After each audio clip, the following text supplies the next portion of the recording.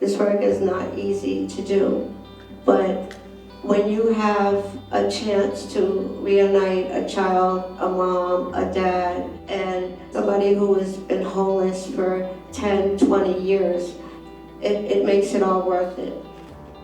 I founded Justice for Housing when the people that I was incarcerated with or from the community were experiencing displacement and homelessness from policies that were unjust and having a disparate impact on my community.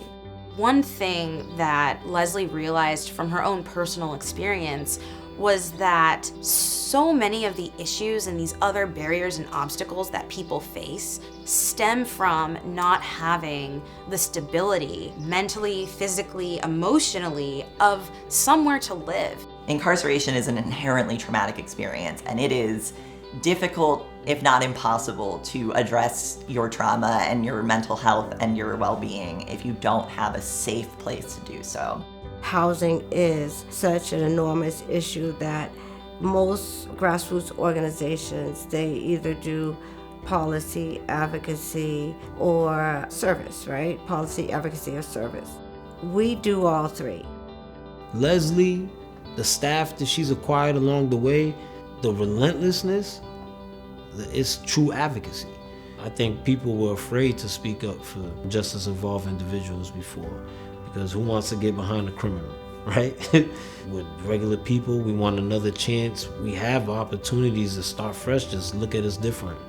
Let us in that door. We have been able to get to the root causes and have a remarkable impact in just 2 years. 3 years ago, I was sitting on a prison bunk. 1 year later, I found it. And 2 years in, we have housed over 46 men and women. We have brought home over 20 children from the foster care system. At all levels, from the policy to the individual interventions, we do not believe in a good-bad dichotomy. Regardless of what someone's paper says, regardless of what their decisions were, housing is a human right. We believe that wholeheartedly. We want you to win, and we want you to succeed.